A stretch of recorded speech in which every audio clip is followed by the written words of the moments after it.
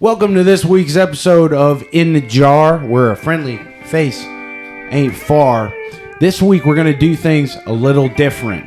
In the past with our show, we've been pretty clip heavy, and we wanted to get a bit more focused on what we love talking about and what we think we can bring the most value to you by talking about. So, being in the sports business, we're going to talk about this week heavily what's going on in the NFL on the business side, signings, current news about what's going on with the league and its lawsuit around NFL Sunday Ticket. And we're also going to take a look into folks like Alvin Kamara looking to get a new contract in a tough running back market, how Trevor Lawrence got paid and how this stacks him up against the other young premier quarterbacks in the league in regards to the guaranteed money they're getting. Isaiah Buggs, who you guys might remember from the University of Alabama, not as much, still a great player, but not as much in his 3 seasons with the Steelers and 2 with the Lions, now with the Chiefs. He's in trouble for something, and the list goes on and on. Second half of the show, I wanted to impart my attempt at wisdom in regards to financial endeavors. That's investing, current events, financial tips, and we'll address questions from you guys and the public around what I should do with my money. What is the best way to go about investing? All of these things we're going to continue to unpack on the show every week. This week we talk Tesla, we talk Elon Musk, OpenAI, Apple, and NVIDIA. Okay, so it's a different episode. I wanted to let you guys know in advance that it's going to be a different episode. I hope you guys enjoy. Let me know what you think in the comments. Hit the like button. It really helps me, really helps our show. Continue to spread the good word and click that subscribe button as well. Really look forward to getting into this week's episode 23 of In the Jar with me, Dupe. Hope you guys enjoy. Let's get to it. All right, we're back. Episode 23, In the Jar. Your boy, Dupe. And let's get right into it. So, Chiefs Isaiah Buggs charged with domestic violence and burglary in Tuscaloosa. Kansas City defensive lineman Isaiah Buggs has been arrested for the second time in a month after he was booked on a domestic violence burglary charge in Alabama on Sunday morning and released, according to online records. So, what I understand from this is that Buggs had a Rottweiler and a Pit Bull at his house that authorities found that were severely neglected and severely malnourished. The Chiefs were aware of the case but declined to comment. On May 30th, Buggs turned himself in after he was charged with 2 misdemeanor counts of second-degree animal cruelty in Tuscaloosa.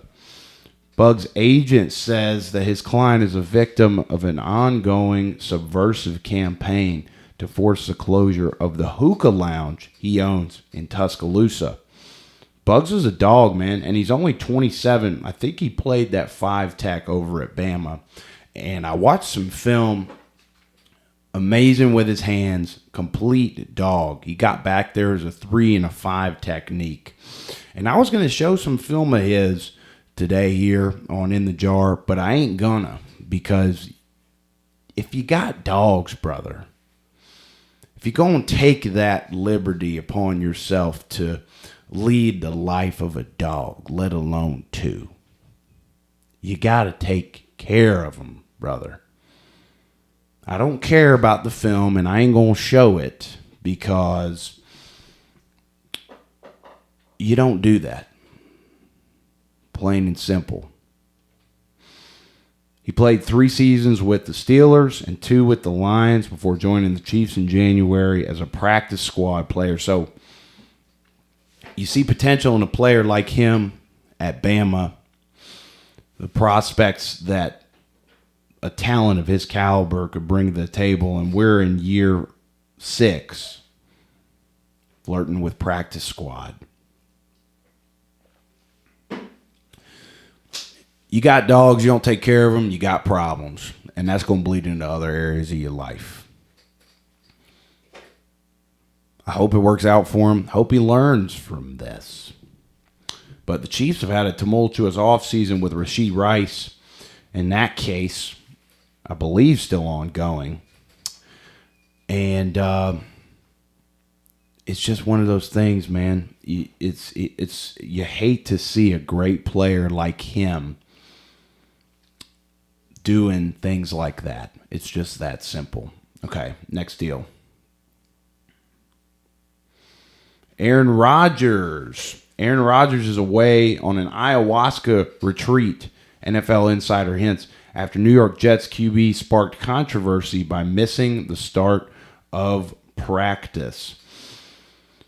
So basically, Aaron Rodgers is in a place in his career where he ain't got to listen to anyone. The value he brings is inherent.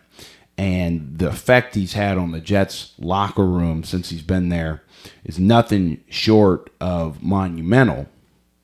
And I think that comes from a vast awareness of him knowing what works for him. Right? He says, hey, ayahuasca ain't the most conventional way to take care of yourself. Maybe it was back in the ancient days. Maybe it should be more today.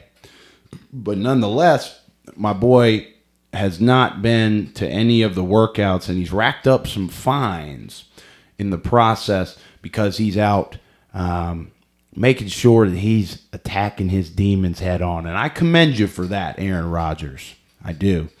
Especially as a leader, it takes a special kind of courage to venture into different practices regarding your mental health, your spiritual health, and your physical health. Because at the end of the day, them three is all connected. So, Aaron Rodgers' unexcused absence that caused him to miss all of New York Jets' mandatory minicamp this week was because of an ayahuasca retreat, and NFL insider claims. It's going to cost him more than $100,000 in fines, which is obviously peanuts to one of the more successful quarterbacks in the history of the NFL. The best answer, so this is the insider, I guess. The best I can answer this right now that I feel solid about is that he is somewhere that they could not excuse and maintain credibility with the rest of the locker room, but would be expected, would not be an out of left field thing for him. So obviously we talked about his effect on the locker room, the value he brings. And this article starts to spiral south. This is from the Daily Mail, United Kingdom publication. So it starts talking about how he's anti-vax, and it gets political because anybody who speaks the truth these days is going to be a martyr to some, unfortunately, right? My biggest regret of my life next to quitting football at Stanford University was getting vaccinated.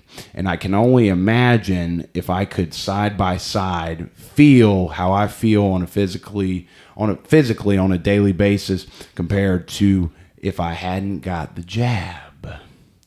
But I digress. Coulda, shoulda, woulda.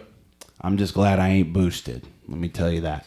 But anyway, let's see if there's anything worth addressing at the rest of this article. Okay, Rodgers missed practice during his mandatory minicamp will cost the 40-year-old Rodgers $16,953, with a second absence nearly doubling to $33,908, and a final missed day raising to a fine of $50,855. You can't put a price on your spiritual health, brother. And Aaron Rodgers is leading the way for other professional athletes to explore non-conventional avenues of care, mentally, physically, spiritually. And I commend you for that, Aaron Rodgers. I really do.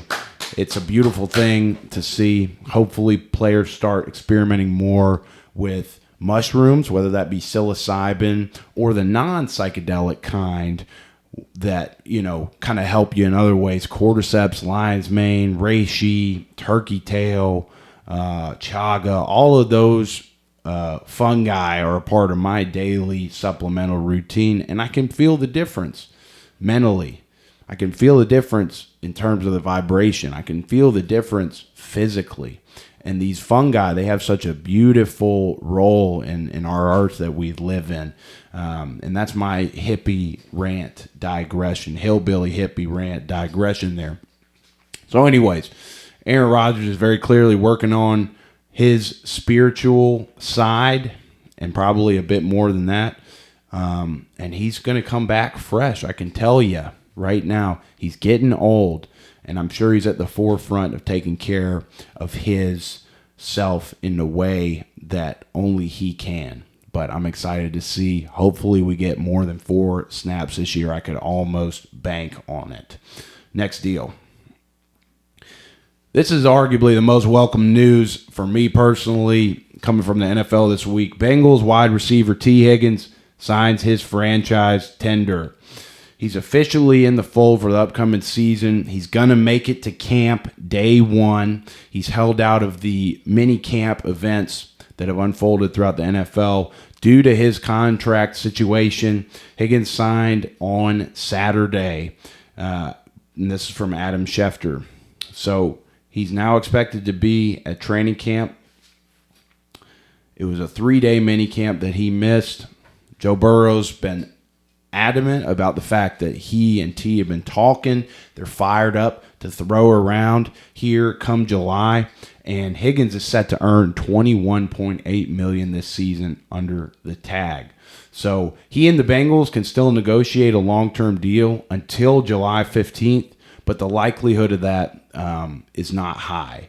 And notoriously, Bengals owner Mike Brown has been tight with his wallet, and he's also got Jamar Chase starting to ask for a contract extension. These guys, they got to be paid. They're worth every cent that they get paid to the organization.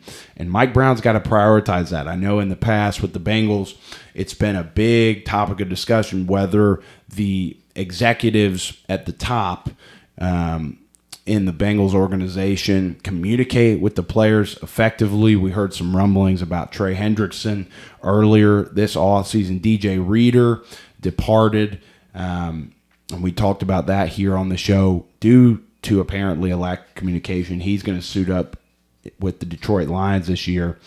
But it looks like we are doing what we're supposed to do with the guys we need to do what we're supposed to do with. So last year, obviously, Higgins was hampered by some injuries, and he played in 12 games.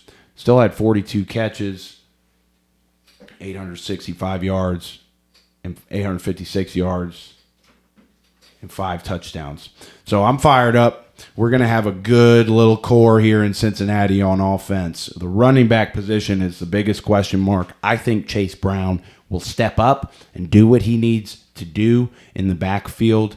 Maybe we'll have another young cat emerge out of there. Going to miss Joe Mixon, but in the passing game, the Bengals passing game is looking good. We got Mike Gesicki. You got Iosovas. They started to nickname this guy Yoshi. He's a dog, and I don't think enough people are giving this guy credit for what he did last season as a rook, right? And then you got the kid from Bama, Burton, I believe is his name, who, according to TJ Hushmanzada, already knew exactly where he needed to line up a day or so after he got the playbook. I guess he was going through, this young kid, Burton from Bama, was going through some reps with old TJ Hujamama. And TJ was just thrilled with him because he said he'd only had the playbook for a day, and he knew he called off almost every play in the playbook, and old Burton knew where to line up. So look out for, what's his name? Is it Jermaine? Yeah, look out for Jermaine Burton to make a big splash as a rookie in Cincinnati. Not to mention the fact that you got the 2 big dogs, Jamar Chase and T. And we also beefed up the O-line to try and protect Joe. I'm fired up about it. Fired up about what the Bengals got coming up this season. All right, next deal. Trevor Lawrence in contract news, and we'll get into a lot of contract talk here today with Trevor Lawrence. Alvin Kamara is asking for more money, and then I checked the free agent unsigned players that are still available in the NFL on Spotrac. And my God, brother, there are some guys out there. So, Trevor Lawrence extension, Jaguars make the QB the highest paid player in NFL history with a 5-year, $275 million contract on par with what Joey Burr is making here. So, they reached an agreement Friday, which it was the 14th. Deal's worth $275 million, ties Joe Burrow. Lawrence becomes the fourth quarterback to make $200 million fully guaranteed in a contract. Joining Deshaun Watson, he received $230 million guaranteed. Joe Burrow, he received $219 million guaranteed. And Justin Herbert, he received about $218 million guaranteed. So Lawrence is going to get $142 million in the bank at signing. Already gotten it probably. Already hit his account. Get paid, young. Get paid. Get paid, young. Get paid. So Lawrence becomes a fourth quarterback. Like we said, these articles are fun. They repeat themselves a lot. So he made some statement. We're excited to stay in Jacksonville. We love the city. The thing about NFL players publicly speaking on stuff, I don't know, man. Other than like Aaron Rodgers, and we talked about it, right? Aaron Rodgers feels in such a place. He's so indispensable that I feel like you get to a certain echelon. And I even saw this in the college game where certain guys provide so much value in the locker room and on the field that they feel more comfortable to express themselves freely. A guy like Trevor Lawrence, yes, he got freaking paid, and it's clear the Jaguars believe in him. But I would imagine a guy in his age, I think he's about my age, would probably hold, he's got to get later in his career and play some more ball before he's like in an Aaron Rodgers type of place. But it's clear that the premier crop of young quarterbacks has been identified. You could have questions about Deshaun Watson getting paid like he did, right?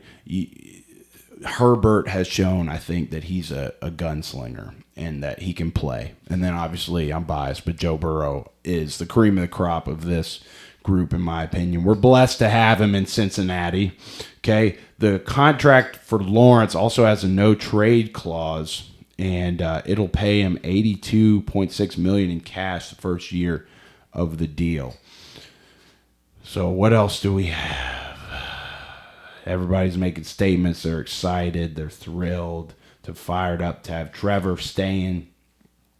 And then we got Alvin Kamara on the other side of this coin. We've talked in the past, I think we even talked last week about Christian McCaffrey and how he's now the highest paid running back in the game and still paid less than 12 to 15 receivers in the league right now. So you see Kamara struggling to get a deal. He is a bit on the decline. I'd love to see him play some real ball. He was hampered by injuries last year, been hampered by injuries. He even said in a statement that he's got low pressure on the rear tire.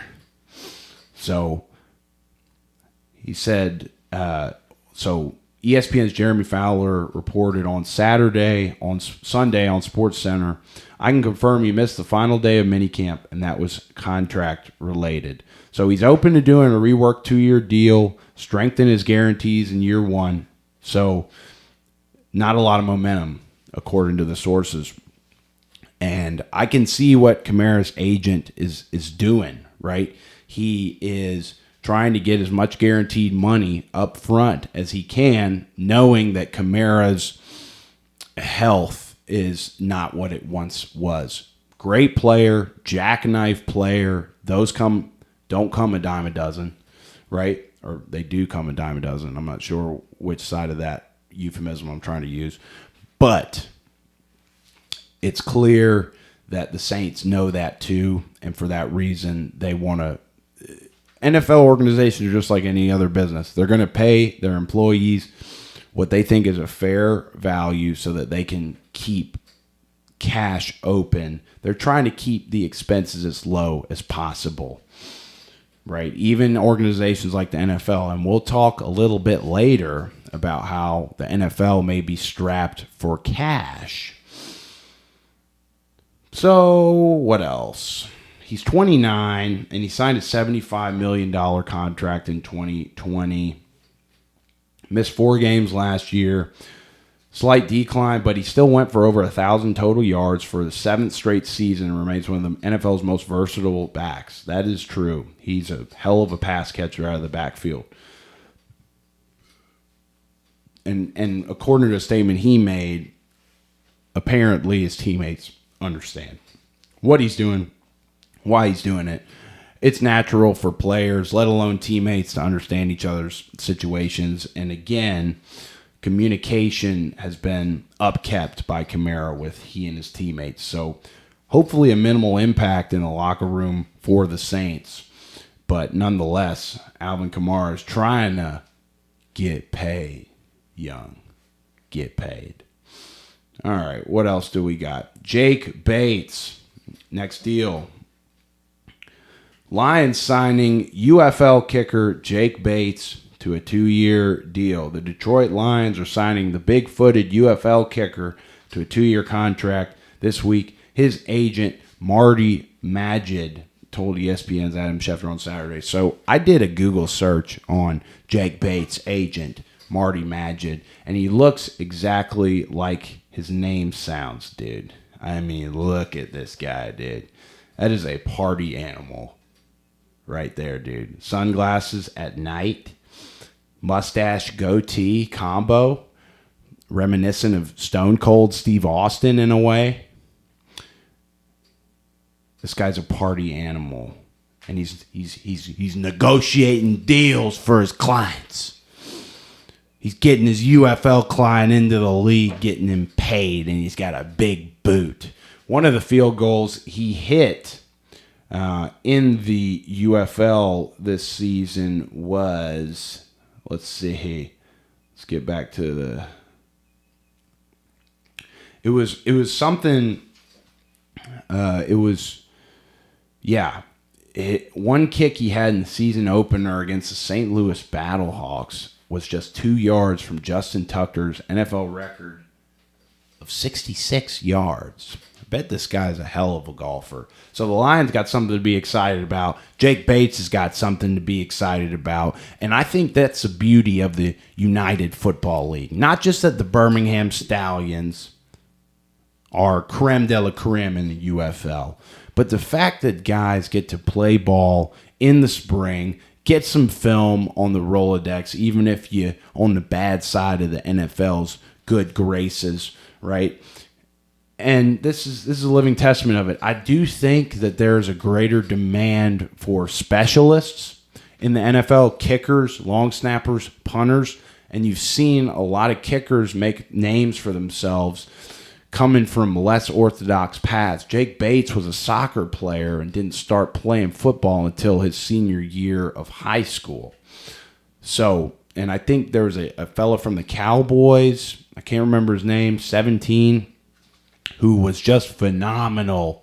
And I think he was a UFL, USFL, etc. guy. I remember, what was it even called? Something Football Alliance. But back when I was in college, we had a couple buddies from our team kind of on the fringe of the NFL, and they were playing for the Birmingham Iron. I forget which league it's called. Let's see. Birmingham Iron League. What was it?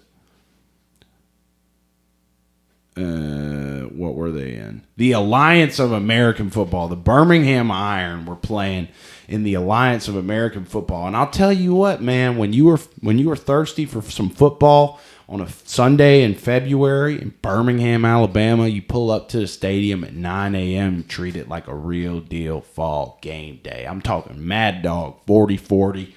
I'm talking all the shenanigans you can think of, tailgating leading up to a football game. And it was a hell of a time. I'm really a big proponent of these minor league football organizations. It seems like they've got it figured out. Obviously, the Alliance of American Football doesn't exist anymore. The USFL has now become the UFL.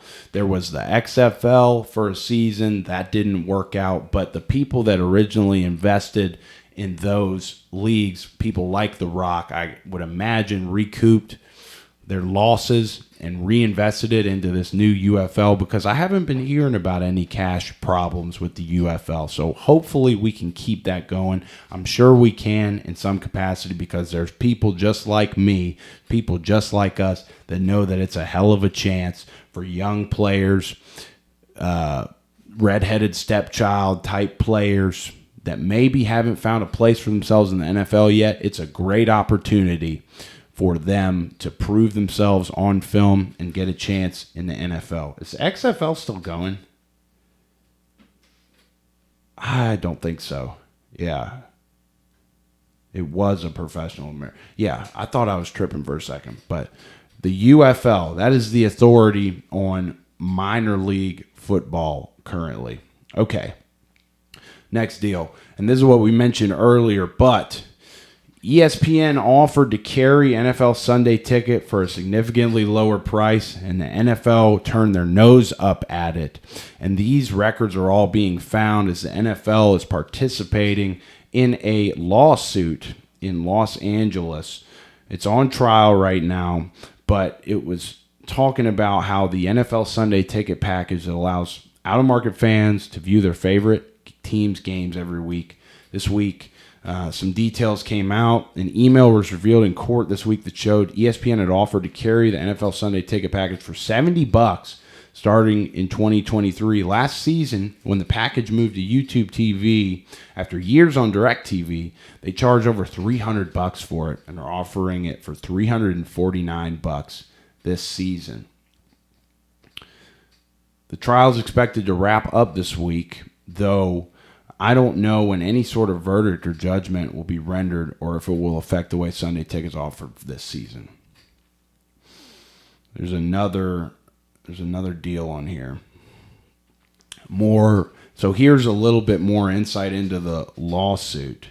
Okay, so it's a 3-week trial to determine whether it allowed DirecTV from 2012 to 2022 to sell the broadcast to out-of-market games via its Sunday Ticket package. The class action lawsuit represents nearly 2.5 million customers, individuals, bar owners, that argues that the NFL violated antitrust laws restricting competition in an effort to protect its lucrative deals with Fox and CBS for Sunday afternoon games. It seeks $7.1 billion in damages, which could be tripled to over $21 billion. Plaintiffs argue that the NFL made the cost of Sunday Ticket artificially high in order to cash in on desperate, hardcore fans willing to pay whatever to see their favorite team or specific out-of-market games, as well as bars that needed to attract customers. In doing so, the league priced out most fans, thus forcing them to watch whatever game was on local television, the lawsuit contends. So basically, I don't know what entities representing the customers of NFL Sunday Ticket, but the NFL has argued that it was a premium service and thus came at a premium price. NFL attorney said the case is about choice. This is a valuable premium product. Think about all the choices available to fans. We want as many people as possible to watch the free broadcasts.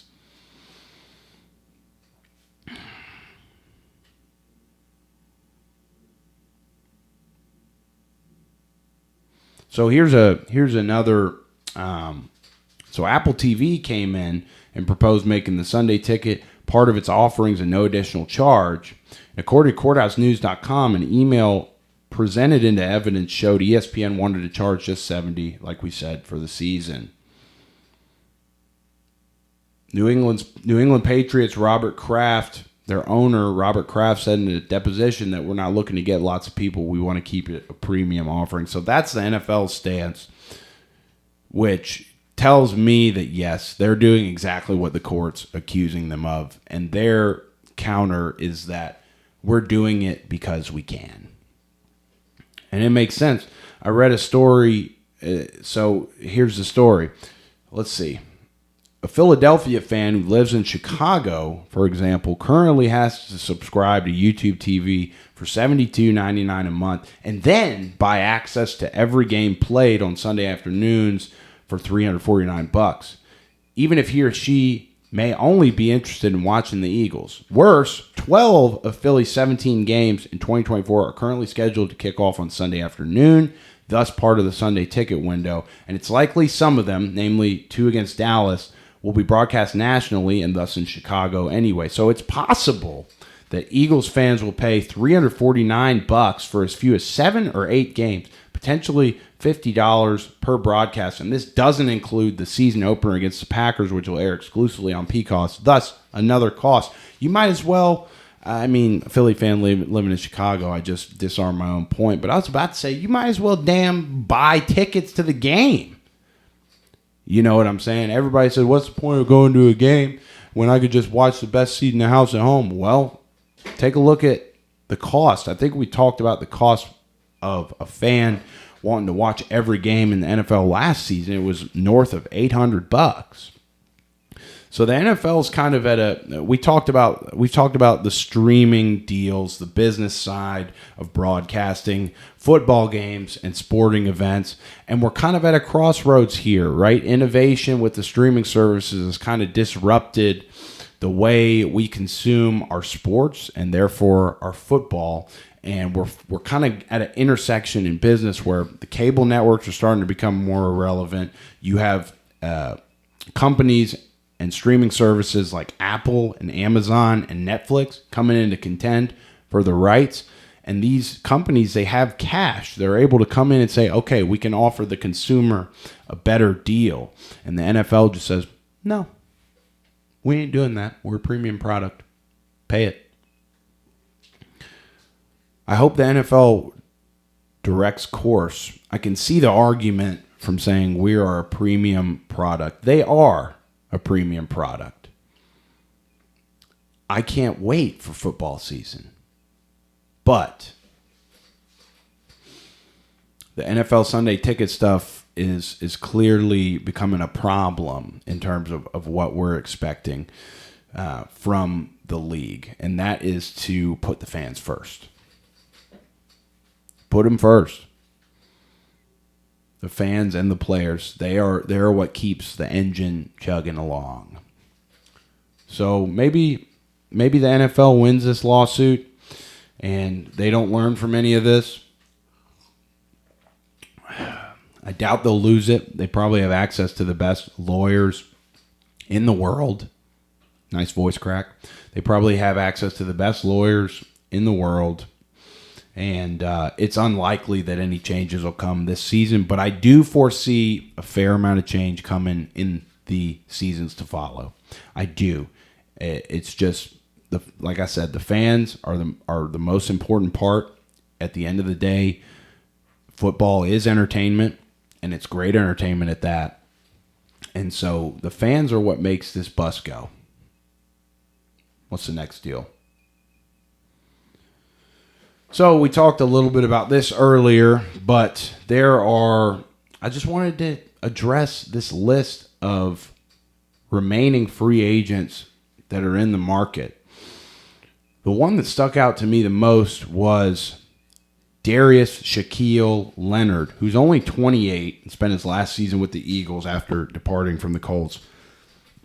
And I got a big emotional tie to this guy. He was the leader of our defense when I worked with the Colts in 2019. He's a hell of a player. He's got a freaking nose for the ball like nobody I've ever seen. And his strips, the way Darius Leonard forces turnovers, Shaquille Leonard, sorry. The way he forces turnovers is unique to that of someone like Charles Tillman, Peanut Tillman. Y'all remember this fella for the Bears. He just come in and pop that ball out, and it's like you time that perfectly. You have to. It's almost like I think a guy like Charles Tillman or Shaq Leonard would be a good mixed martial artist, good boxer, because they know they have a concept of range and where to punch the ball. Because a lot of people might not know this, but in football, especially at the linebacker position, safety position, you're covering a lot of space. You're trying to cover that ground and make a play. And so not only are you worried about making the tackle, securing the tackle, because you look like an ass when you get a tackle broken. I'm the best person to explain that feeling. Right? You're not just thinking about finishing the tackle now. You're so dialed in on punching that ball out. And let me tell you, the force it takes when somebody's got a good points of pressure on the football. I call it, my coaches called it the 7 points of pressure, right? You got bang, bang, bang, bang. And then I think the last point of pressure was your mind.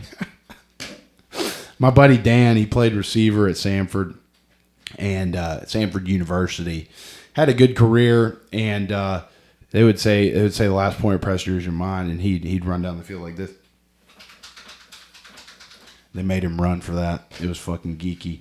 But anyways, no, you're coming in. A guy like Shaquille Leonard punches the ball out, and if you miss that punch, you risk either punching hard into really one of two shells, right? The shoulder pads, or even worse, the helmet or the face mask, which is completely made of metal. So I tried to strip a guy one time. I tried to punch at the ball. I missed the ball, and I punched him in the face mask.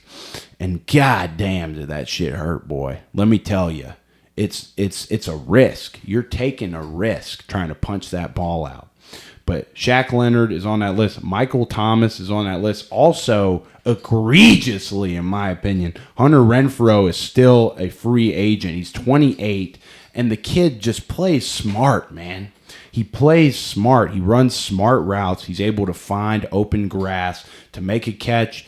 And he gets down, too. When he knows a big hit is coming, he gets down because he's a smaller guy. And so he's aware of his longevity. It's clear. So I don't understand how a team hasn't picked him up yet. Michael Thomas, bit of a different story, struggled with injuries. Also on that list, Cam Akers. I don't know why Damian Harris is listed on here because he retired. And he's from Berea, Kentucky. He was a hell of a player in high school, hell of a player at Bama. And he had a good NFL career. Xavier Howard, it's obvious why he's on that list. He's got problems. Seems like the guy's got problems. Hope he figures them out because he's a great player. And Adoree Jackson, who's only 28, he was a hell of a prospect coming out of Southern Cal, I believe, right before the NIL era started and kids started transferring to 4 or 5 schools in the matter of 3 years. David Bakhtiari also on that list. He's 32. He's taken some physical beatings, I would imagine. So who knows if David Bakhtiari will call it a career or not. You know, at 32, playing down there in the trenches, it ain't easy. Being cheesy. All right, what do we got next? Stephon Gilmore. So Stephon Gilmore also seems to be a guy on this list. I don't know why old Spotrac didn't have him on there. But it says he's being patient and waiting for the right opportunity. So, he's the last defensive back to win the NFL's Defensive Player of the Year award, which he did in 19 with the Patriots. He's a 5-time Pro Bowl selection, and I just can't think of a player more focused at most times than Stephon Gilmore. The guy's just consistent. It's very clear he's got an even-keeled personality that's very hard to shake. He's a calm guy. And at corner, you got to kind of be that way, right? I mean, cornerback is a scary position because one mess up and you're 7 points on the board down, right? It just takes getting beat deep one time. It just takes getting thrown off leverage one time and a playmaker gets his hands around the ball and gets down the field. You know what I'm saying? So Stephon Gilmore, I think, is an exemplary embodiment of showing up every rep, very focused, very consistent. And even his play with Dallas last year, I was watching some film on him before we're shooting here. And the guy, he gets in, and he's got his hand in there.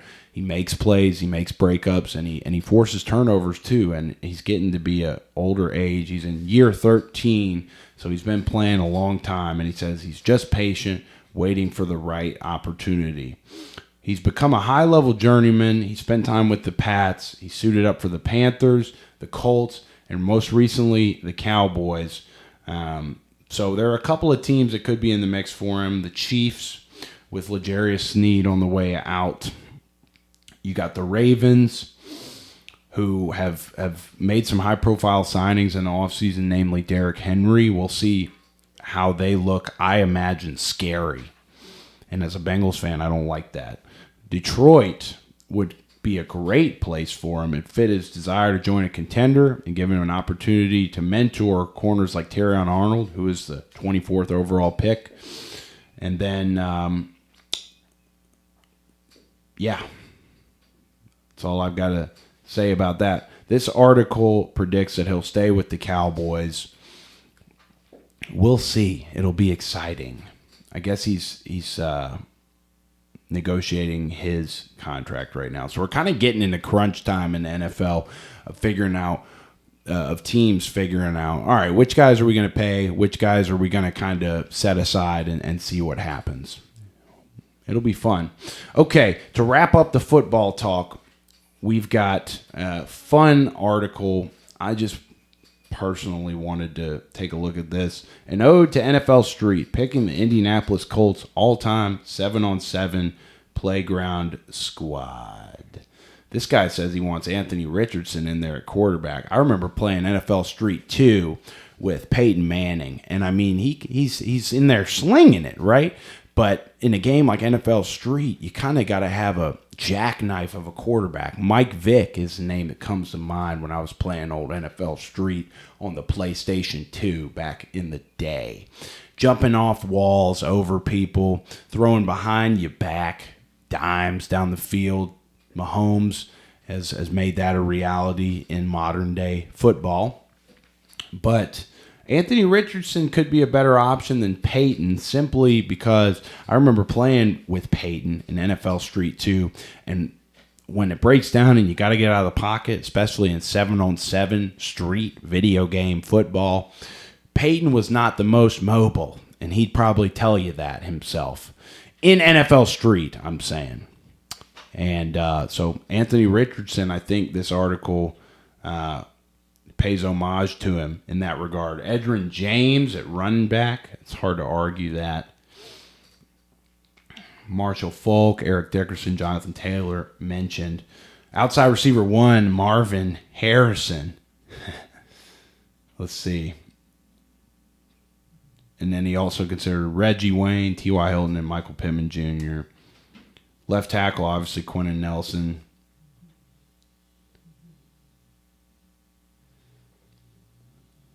Bob Sanders at linebacker. Also under consideration, Darius Shaq Leonard. So the final squad has Anthony Richardson at QB. This is for NFL Street 2. This is someone's hypothetical Colts all-time NFL Street 2, 7-on-7 on offense. And the thing about NFL Street that I'm just remembering is that your offensive guys have to play like everybody in NFL Street 2 played both ways. So at QB, you got Anthony Richardson, running back Edgerrin James, wide receiver 1, Marvin Harrison, wide receiver 2, Bob Sanders. You got Quentin Nelson at left tackle, Dwight Freeney at center, and right tackle DeForest Buckner. He's got Bob Sanders in there at linebacker, Edgerrin and Marvin at corner, right end Dwight Freeney. That's hard. Nose tackle Quentin Nelson. I bet Quentin Nelson would do some damn damage down in the trenches defensively. He's like a big old bull, dude. And then left end DeForest Buckner. It's hard to argue against that lineup, brother. Especially playing Madden.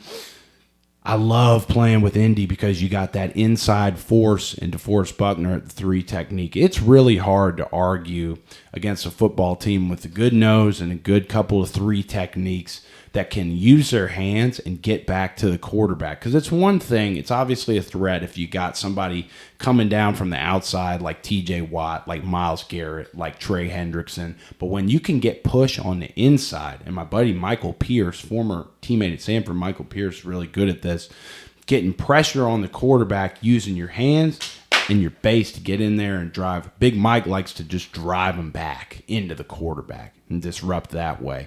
It's not always defensively about who makes the tackle. Sometimes it's about who kind of forced the tackle, if that makes sense, right? If you got a nose that drives the damn center all the way back into the quarterback and flushes him out for the defensive end to come and make the sack, I would argue the nose tackle made that play. Right, so in Madden, when I'm playing with the Colts, I'll use DeForest Buckner, use the hands, time it right, get off, and get pressure on the quarterback, and it changes the whole game. It really does. And real football is not much different than Madden. Wow, I didn't see myself saying that this week. I hope Madden gets better.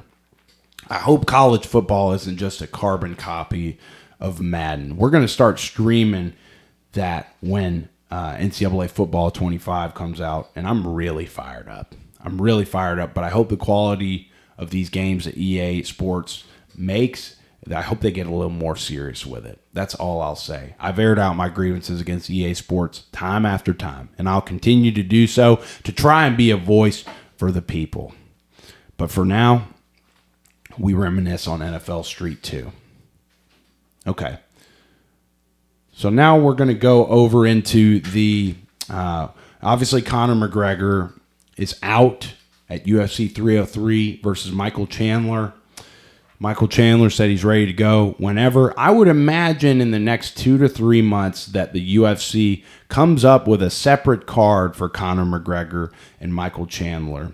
It wouldn't be surprising to me because they've already got some good cards booked through the next half of the year, the last half of the year. So it would only make sense for Dana White to come in and make a separate card for Conor McGregor and Michael Chandler. It's been in the works for so long. It's been 4 years since Conor won a fight, 3 years since he's been in the octagon, and the people want to see it. So hopefully we'll get to. I think we will. But there is a chance that Conor just says, hey, my health isn't where it once was. I need to retire. And we have to make peace with that potential outcome too. So we're going to get into some market stuff, some finance tips, some investing talk, current happenings in the market, because doing what I do for work, I meet with households all the time talking about their deepest, darkest aspects of their financial life. I feel compelled to try and impart some wisdom, some things that I may take for granted, but others may not. So we're going to answer we're going to take a question a week. We'll see how this works out. This is obviously a new deal. We're going to take questions, maybe one question, maybe a couple from the week, and try and answer those to the best of our ability. So, let's see what we got.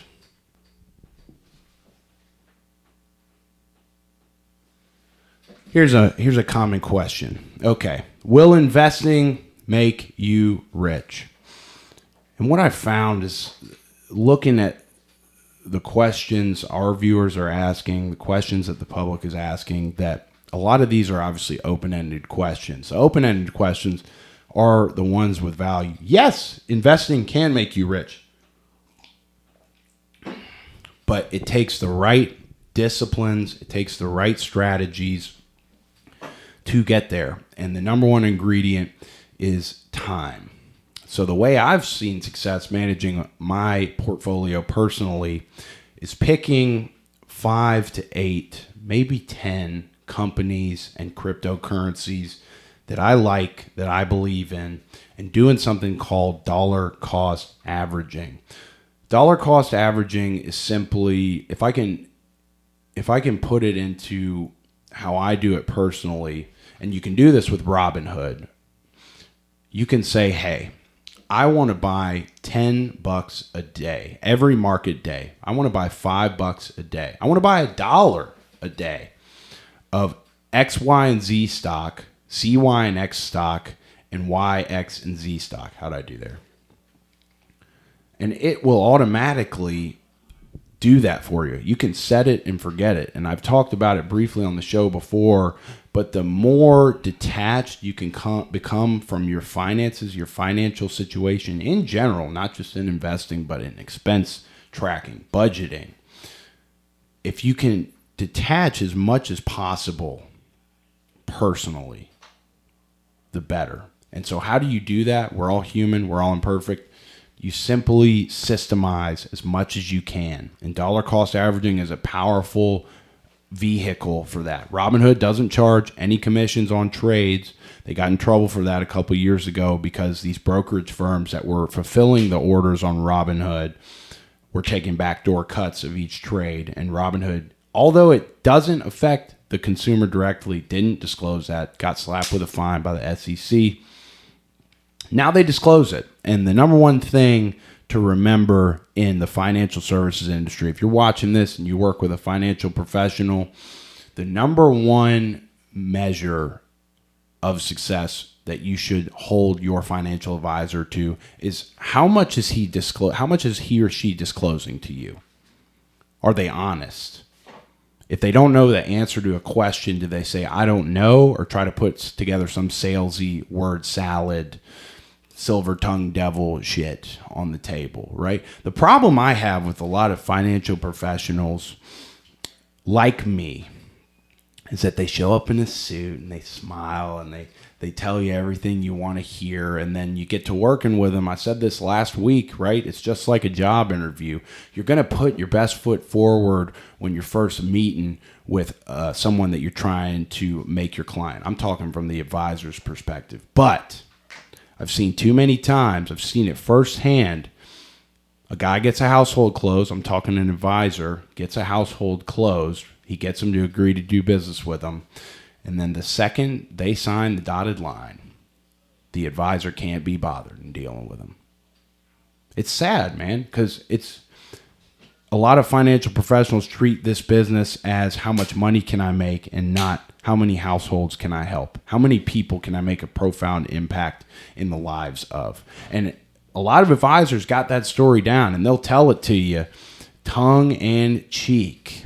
But when the bullets start flying and you get in the trenches with someone, they'll show you who they really are. So I got a problem with a lot of people in our industry. They make stuff complex to understand purposefully, right? They want households to be confused so that they keep coming back to them. And it's bullshit. It's bullshit. I'm here to call it out. If somebody comes to you and says, hey, I know exactly what fund you should invest in. I know exactly what stock you should invest in. What I'm saying is always right. Run. Run the other way. Don't let him be a part of your life. And I know too many. And the annuity business, the insurance business, that's a whole nother aspect of manipulation, in my opinion. I don't sell annuities. I don't work with insurance companies, and I used to. And it took doing that for me as an advisor to see, okay, this is, you got a couple of different insurance companies that reimburse you for your marketing costs on your financial advisory firm. If you make a certain amount of production with that insurance company every year, it starts to get a little shady. The regulations are a lot looser in the financial industry around insurance companies as opposed to the securities side. And we got a younger audience, so you guys might not have to worry about that yet. But I'm just ranting. Just ranting like a silly goose. You know, I think there's not enough people in our industry that talk and act like a normal person. You can Google or YouTube any financial advisory firm, and the content around their company is so it's a great day here at XYZ Financial, and here's the latest market update. Shut the fuck up, man. And they're overdressed to the fucking nines. They obviously really care about what you think about them because they know they're not really providing any extra value other than making it sound like they know what you need. It's bullshit. It's bullshit. So I kind of want to be a voice for the people, a rational voice, one that puts things in layman's terms, one that understands that these things I've learned throughout my career are not taken for granted and that some people might benefit from them. So can investing make you rich? Yes, but you have to be disciplined. You have to be intentional. It's a lot like anything else in life. You want success on YouTube. You want success in your investment portfolio. You want success in your relationships. It just takes time. It takes consistency, and it takes discipline. It's not going to happen fast. I think in one of these questions I got, somebody asked, will investing make you rich fast? It can. It can make you poor faster. You try to get that quick thing. It's like anything else, man. People want stuff fast, and it just doesn't work that way sometimes. Sometimes there are special cases. That's what kind of makes it beautiful, right? There's kind of that silver lining, like, yeah, you could possibly get really rich really quick through investing. But I think the fallacy is when people start to think, no, that's me. That's me. I know everything about markets. Nobody knows everything. Just like nobody knows everything about nature. Nobody knows everything about, you could go down the list.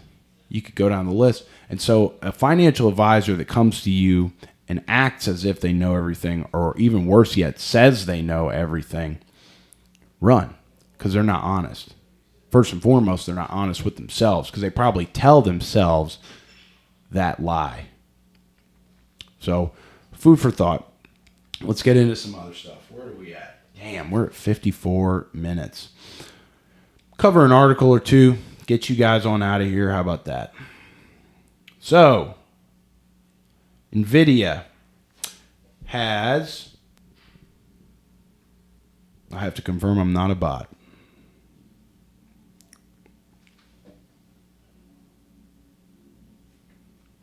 NVIDIA is hiding the cracks beneath the stock market surface. So basically the gist of this article is that NVIDIA stock has done incredibly. There's no questioning with the AI boom. There's high demand for semiconductor companies like NVIDIA. And we've even seen, we talked about it on the show last week, I believe, or the week before. We've seen the AI boom influence utility companies. There was a utility company that I can't remember the name of that has gone up 75% this year because they are the power supplier for the data centers that work on the AI. So it's wild. I mean, we're seeing headlines with Apple integrating with ChatGPT, large cybersecurity concerns there. Elon Musk came out and said, my employees will not be able to use an Apple phone if this becomes real. And it seems like it's becoming very real. So Elon Musk has teased at I don't know if it's a Tesla phone or an X phone or what he's going to call it. But, man, I'd look at it. I mean, here's the thing, too, though. Apple has notoriously made it hard for consumers to switch over to other types of smartphones, whether it's your data getting transferred over, whether it's the logins, whether it's the apps you have, the apps that are offered. Apple's going to make that really hard. And they already make it hard with the compatibility on the chargers. They change the chargers every 2 or 3 damn years so that you have to buy a new one. But I digress. So here's some of the nitty-gritty on how NVIDIA has made the market look better than it is. The number of stocks making new highs versus new lows on the New York Stock Exchange is falling. It peaked in mid-March and has been trending low since.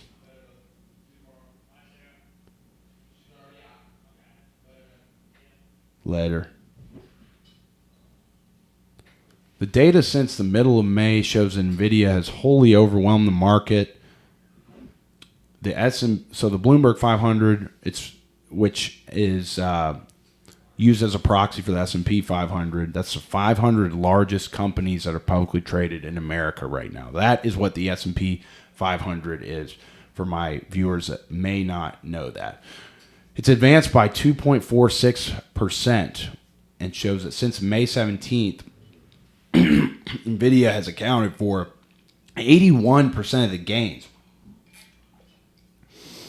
156 stocks have moved up, while 345 have moved lower. Apple's the second biggest gainer, which has added 29, almost 30%. And that means that the Bloomberg 500, which again is a proxy, meaning the same metrics are being measured as the Standard & Poor's S&P 500, which is the 500 largest companies publicly traded in America that make up for the majority of the measures on how is the stock market doing. If you want to know how the stock market's doing, look at the S&P 500. There are a couple of funds like SPY. You can look up the ticker SPY. I think, what's the Vanguard fund? It's not VIG. VIG's a dividend fund. VU, maybe. There are a bunch of different funds you can look at, but just Google how is the S&P 500 doing, and that'll give you a really good idea of how the stock market as a whole is doing. But I digress. This means that the S&P 500 would be lower without NVIDIA's gains and Apple's gains. So 153 stocks have advanced over the same time period, and 351 stocks have declined. The narrowing of breadth, that's how wide is the market, has been a theme for weeks, but not months. The narrative started with the Magnificent Seven. That is Apple, Netflix, Microsoft, NVIDIA, Facebook, or Meta. I'm missing two. Google, and then there's one more. Can't remember it for the life of me. But those 7 stocks have accounted for the majority of the market's growth. And people are worried. People are worried because how long can 7 companies hold up, let alone 2? We're talking NVIDIA and Apple. It's going to be interesting, especially with interest rates. Interest rates are affecting the whole big picture, right? Macroeconomics. And the Fed, who controls interest rates, it's not the president. The Fed, the Federal Reserve Bank, determines what goes on with interest rates and inflation. So if you see presidential candidates on either side bragging about the lack of inflation, I'm thinking of one in particular. Inflation was flat in May.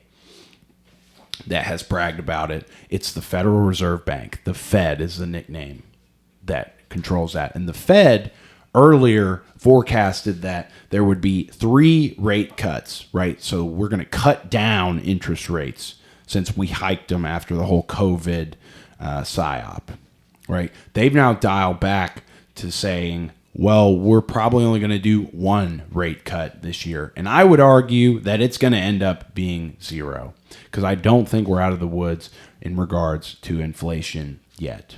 We just aren't. It's bigger than us. Inflation is bigger than us. We put ourselves in the position we are in, right, with the whole COVID thing. It's taken 4 years now, and I'd argue it's going to take a couple more years to get the interest rates, the cost of housing, the cost of everyday goods back down, because we printed all that money during COVID. We got to pay for it at some point. It's not free, contrary to what politicians think, especially with their insider trading. We got a long road ahead, but the exciting thing for us Americans is that we've got We've got so many things to improve on, and we're going to improve on them. People are opening their eyes to the truth, and I'll leave it at that. What else do we got? We talked about Elon. We talked about Apple. Anything else? Pro Football Focus is, and we're going to wrap up the week here in a minute. Well, I got a couple clips, and then we'll send you home. No brain food this week. We'll get that at some point. Anything else? If you guys,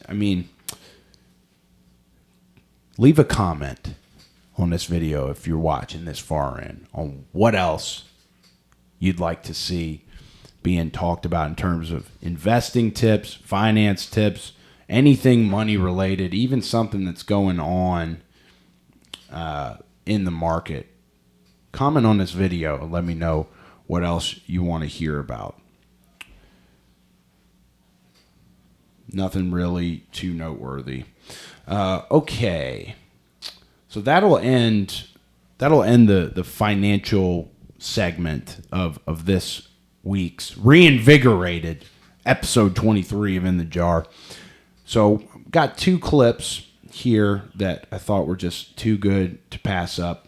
You guys might be able to predict what one of them is, but Tom Brady, well, it's pretty easy now. Tom Brady spoke at the Patriots Hall of Fame induction. He was inducted, and he had this to say about whether let kids play football. Urge everyone to play football for the simple reason that it is hard. It's hard when you're young to wake up in the off season at 6 a.m. to go train and work out, knowing that all your friends are sleeping in and eating pancakes. It's hard when you're on your way to practice, weighed down with all your gear, and it's 90 degrees out and all the other kids are at the pool or at the beach, and your body is already completely exhausted from workouts in 2-a-days.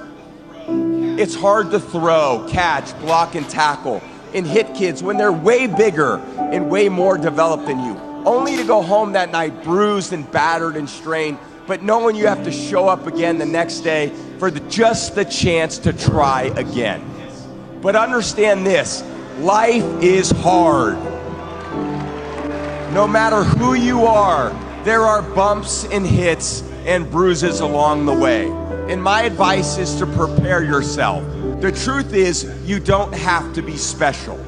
You just have to be what most people aren't. Consistent, determined, and willing to work for it. No shortcuts.